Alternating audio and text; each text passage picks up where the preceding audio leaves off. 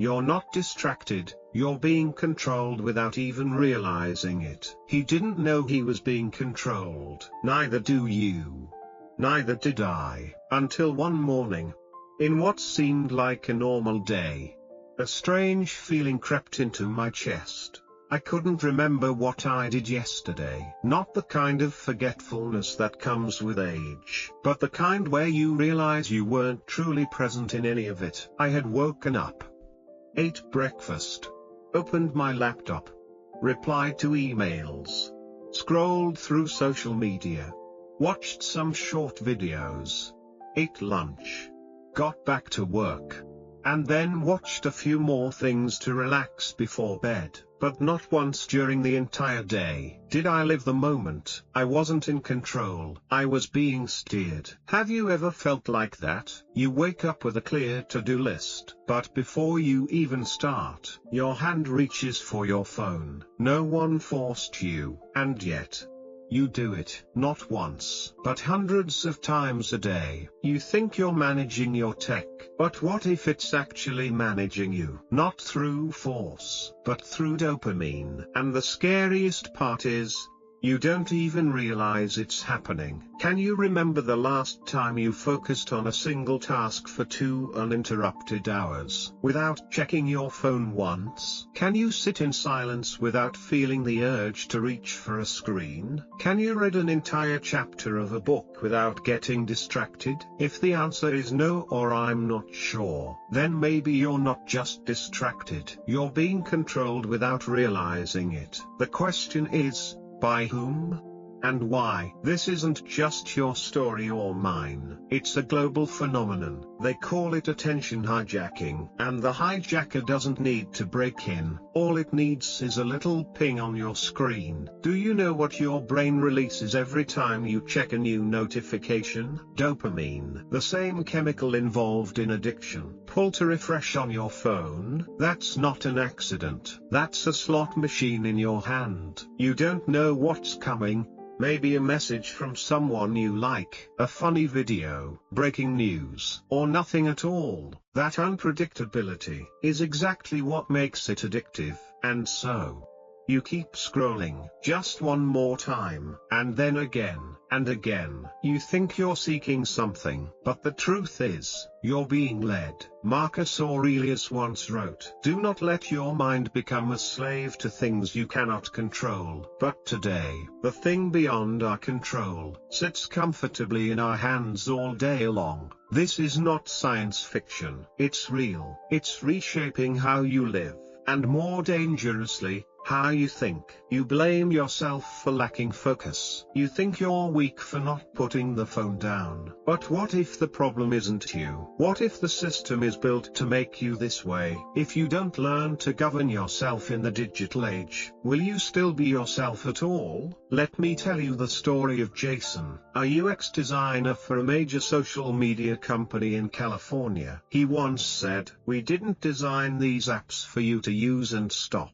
We designed them so you can't stop." And Jason was the first to land in the hospital with anxiety and burnout, because the very thing he helped create ended up consuming him. The problem isn't technology, it's letting it control you without your awareness. So what would the Stoics say about this? If Marcus Aurelius lived today, he wouldn't throw his phone away. He'd set boundaries, use it only during certain hours, read only what is truly useful, and every night, he would write in his journal, "Did I live by reason today?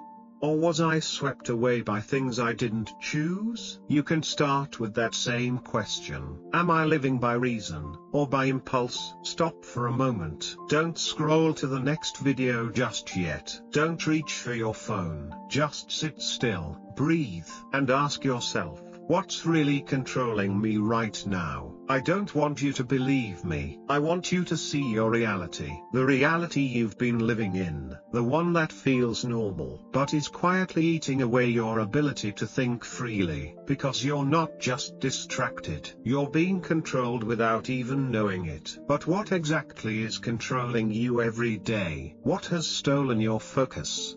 Your calm?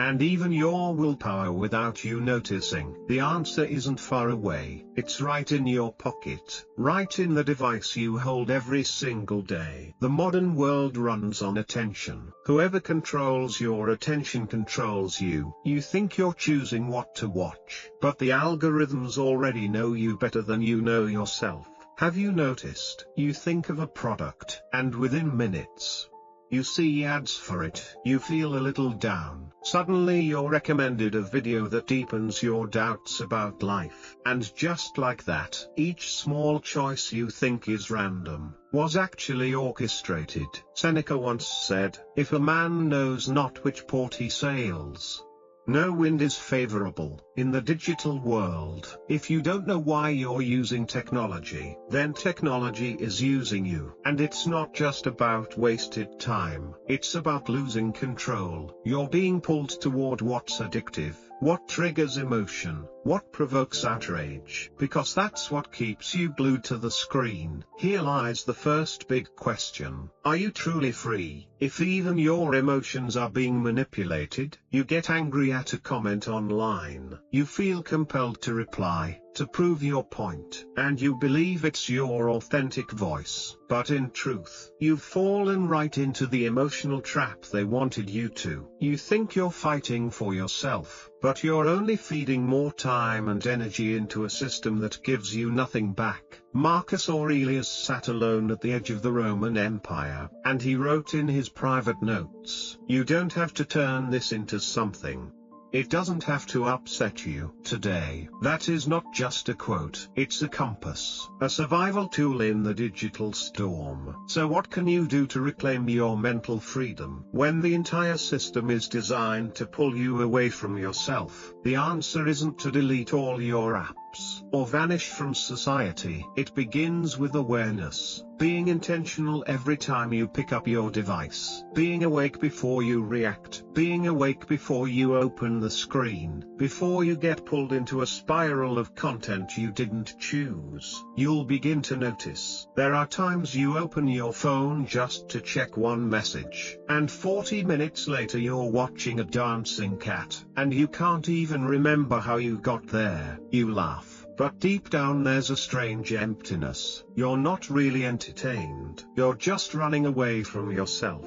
And this raises another question. If every day you give 4 to 5 hours to a device, and remember none of it, where is your mind truly going? Marcus Aurelius didn't live in the age of smartphones, but he understood the human mind. He knew the greatest enemy is not technology, it's our lack of self-discipline. That's why Stoicism doesn't tell you to reject technology, it tells you to master yourself in front of it. To live with reason is to know when to disconnect, so you can reconnect with yourself. And that is what the modern world is losing. In the flood of data, in the addiction to scrolling for something more exciting, we are losing the ability to be alone, to think deeply, to live slowly, to be present. And if we don't stop, the question is no longer how much time we're wasting, but how much of our true self we've already lost. And then you realize, it wasn't social media that stole your peace. It wasn't the phone that made you lose focus. It was you who abandoned yourself in the moments that mattered most. We live in an age overflowing with information, yet we are starving for awareness. Every time you tap that screen, you're making a choice. And every choice comes with a cost. Marcus Aurelius didn't have social media, but he understood one thing: a mind that is not disciplined will become a slave to everything external. The anger of strangers, fake news, empty praise or criticism, all of it will control you, unless you control yourself first. So here comes the final and most important question. Do you want to live with intention, or be pulled like a puppet by what you keep calling entertainment? Digital minimalism is not about rejecting technology, it's about mastering it, living within it with clarity, knowing when to connect, and when to pull back,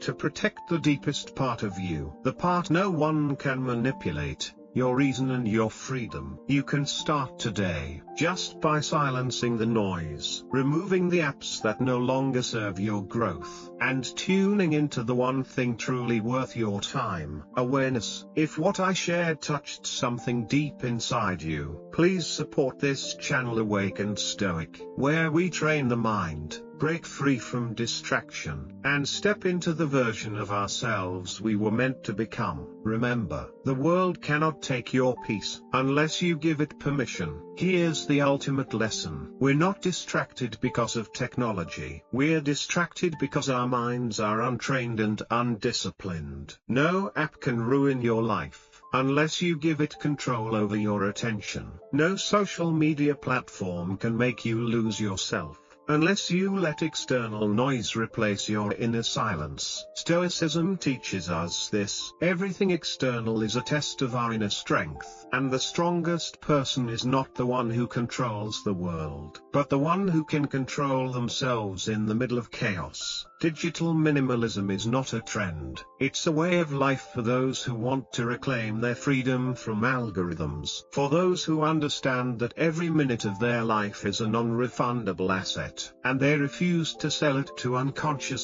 scrolling. If you truly want to live a meaningful life, start by taking back control of your mind. You don't have to reject technology, you just need to stay awake, while the rest of the world is asleep in distraction.